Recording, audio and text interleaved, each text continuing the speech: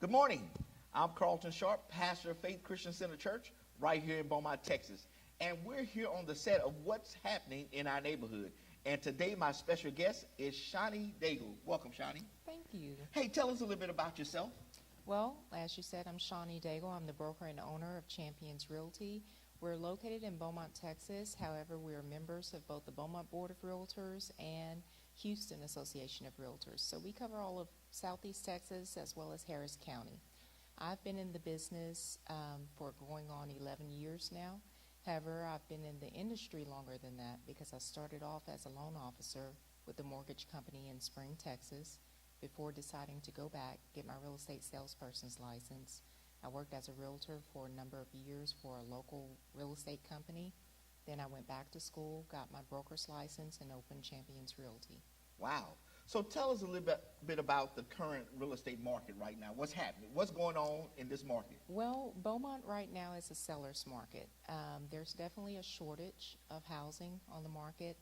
We're looking at 89 days as the average days on the market, between 151 to 152,000 as the average sales price. Okay, so I don't mean to cut you off, but when you talk about seller's market, so those who own homes right now, this is the best time to get into the market. Absolutely correct. Right now, people are actually getting into bidding wars. We're seeing multiple offers on properties. So, of course, it's kind of difficult for those that are looking for housing. However, there are some things that we'll talk about later that are up and coming. So now, and then you said that on average, it takes about 89 days from the time you start the sale and the time the sale is complete. Well, from the time that someone may list their property to the time it's complete. Normally, if you're looking at just closing from time contract is put in on a house to the time it's closed on is normally 30 to 45 days. Wow. Yeah. And you said the average pricing is going for what right now? Between 151 to 152,000. And what kind of square footage of a house that might be? And that ranges. You may see anywhere from 1,500 up to over 3,000. So it just depends. Now, are you seeing that this is going to be a projected growth in that area for a while now?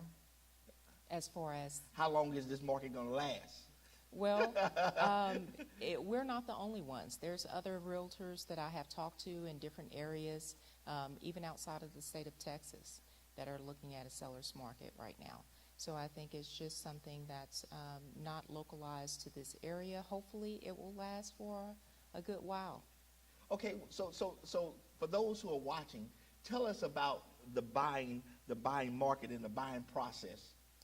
Well, the question that I get from a lot of people is, I want to buy a house, I don't know where to start. One of my big things is education. I think a lot of people spend time actually selling, buying, but no one takes the time to educate the public on the real estate process. And unless you've went to real estate school, most people don't have a clue. So my thing is to take time and educate people. Okay, so I got you here on the set, so let's educate the people on this process. Yes. Basically, where you want to start, I have people pick up the phone and say, I want to look at a house. That's not where you want to start, actually. No, hold up. I thought that's where, I'm interested now. I'm ready to go. Look, show me a house. Where you want to start is you want to contact a bank, credit union, or a mortgage broker to get pre-approved. Okay. And the reason why we tell people that is not because we're trying to get in your business. It's because if you go out and find a home you like, you cannot put an offer on that home until you have a pre-approval letter. So let's say you fall in love with the home of your dreams, and then you realize you don't have your pre-approval. So you have to go back to the mortgage broker and start that process. Meanwhile, someone comes along that does have their pre-approval letter. And snatched the house. They've snatched the house. So now we're trying to save you a lot of disappointment, as well as the pre-approval will also let you know how much house you can afford. So it's narrowing down your search. So you're not looking all over the place, looking at houses, getting your hopes up on something you possibly can't afford. Okay, so those who are watching, the first step is to go to a banking institution and get the pre-approval. What's the second step? And let me back up and say this. You can call an agent and say, hey, do you know of a lender that's a good lender? Because certainly we do have relationships with lenders. I have one that I've worked with for over 7-8 years. He's awesome at what he does. So we are able to guide you in the right direction as far as your choice of lenders and who can help with what. Okay, so what's the after I get the banking institution in place, then what's my next step after that? Then your next step is you let me know which properties that you're interested in as far as how many bedrooms you need, what area of town you would like to be on. And then I can go into our multiple listing system, pull properties according to those specifications, email them to you. You'll be able to look through them, decide which ones you're interested in, and then we'll go out and start taking a look at homes. So if I'm a newlywed couple and we just started a family and I'm looking for a family neighborhood, so all I have to do is tell you, okay, I have small kids. Put me in an area where there's families, and you can find that for me. That's right, absolutely. The more detail that I know, of course, the better job I can do for them. So I tend to like to have a conversation, find out what's important to them. If you have small kids, of course, you want to be in a good school zone. So all of those things sort of come together to make the big picture work. Now, do they have to sit down with you, or can this be a telephonic interview to get that information? Or Either way. Okay. With today's technology, absolutely, it makes it possible to be able to have these conversations over the phone, by email. We use electronic signatures, so even with contracts, people are able to sign right online. Okay, so my first process was finding a financial institution. Yes. My second is to give you the details on what I'm looking for. What's the next step in the process? After that, then we'll actually sit down. If you find the home that you love, then we'll sit down and talk about the details.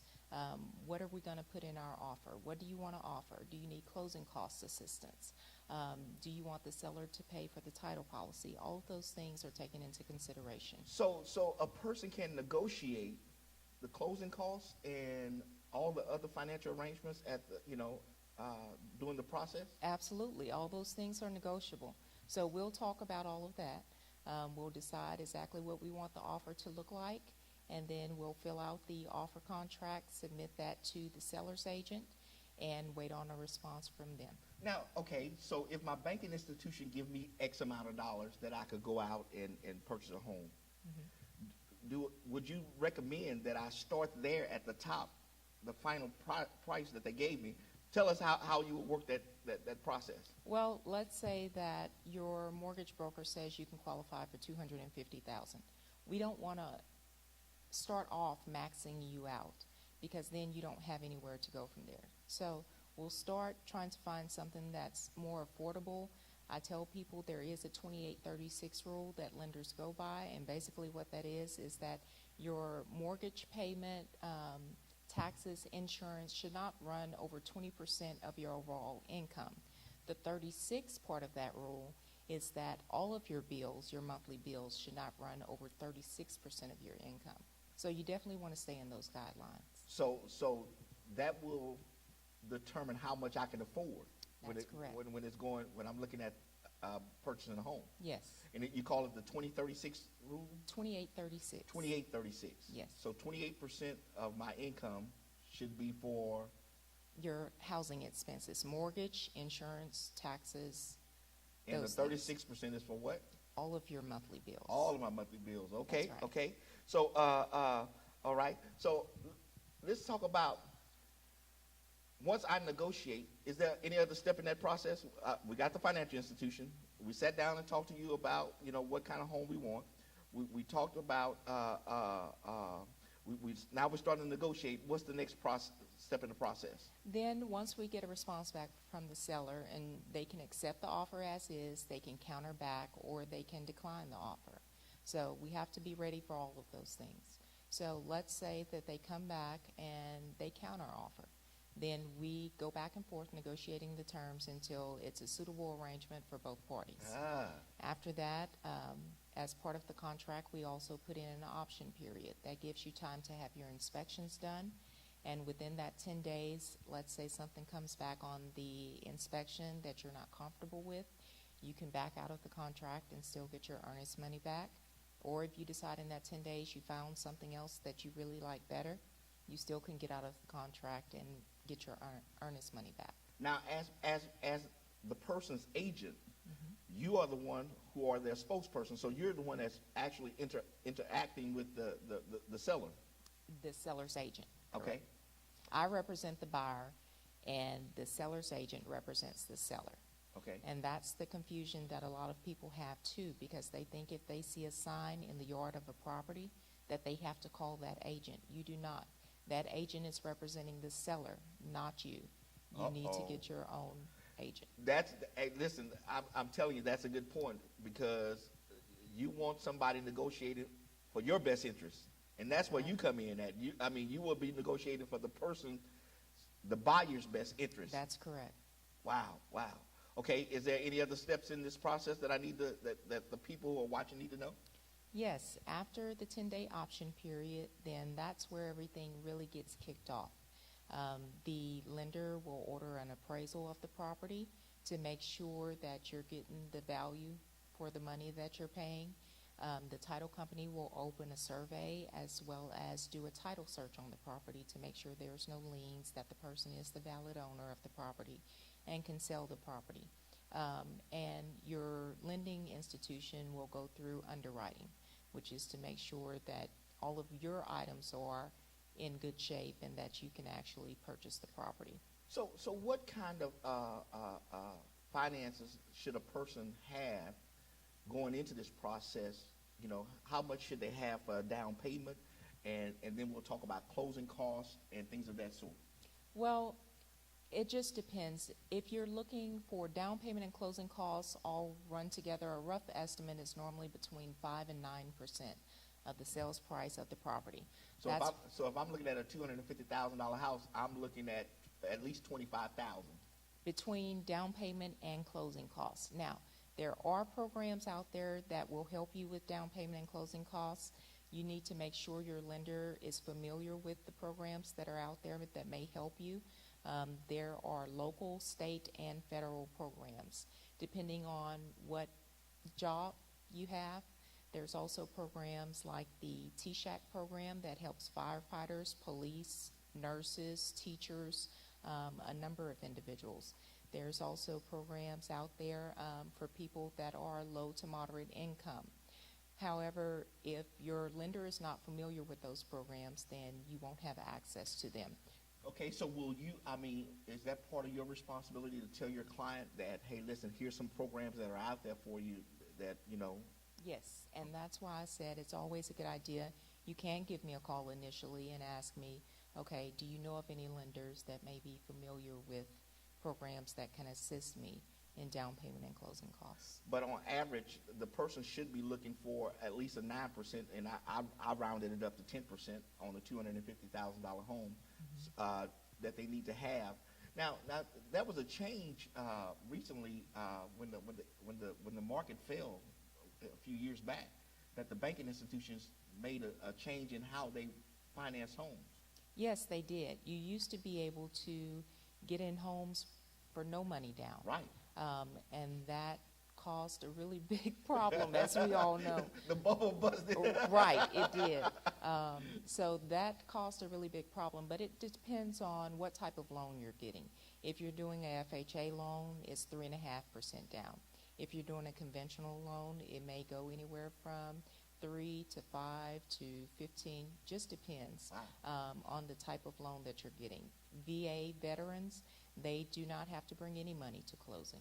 So it depends on the type of loan, your lender, whether you're receiving assistance or not. So we say between 5 and 9%, but it may be lower than that depending on what all you're getting. Okay. Is there any other information that you want to share with those who are watching today that we haven't covered? Absolutely. One of the things that we're doing at Champions Realty, like I said, is taking the time to educate people. So we do have classes for first-time home buyers that are going on the third Friday of every month at Capitol Title on Dowland Road. That's right before you get to HEB. Okay. On the right-hand side. It's in the strip center where Black House White Market is. Yeah, yeah. So those are every third Friday from 6 to 8 p.m. There's a realtor there, a lender, title company, appraiser. So you're able to interact with all of these people and get the information you need and get an overall picture of the home buying process. I truly believe that that's so important that the people who are watching are educated into how this process really works, because Absolutely. many people have misconceptions Yes. when it comes down to purchasing a home. Yes, they do. And then another thing is I now have my own radio show. That happens every Thursday from 7 to 8 on 409 The Heat. You're able to download the app to your cell phone. Just go to either Google Play Store or either iTunes, and you can download the app and listen in 7 to 8 p.m. Send me your ideas, topics that you want to see covered, and those will be on upcoming shows. Wow, that is wonderful. That Thank is you. wonderful. Well, listen, I want to thank Shani for coming today to share with us some great information on the housing market.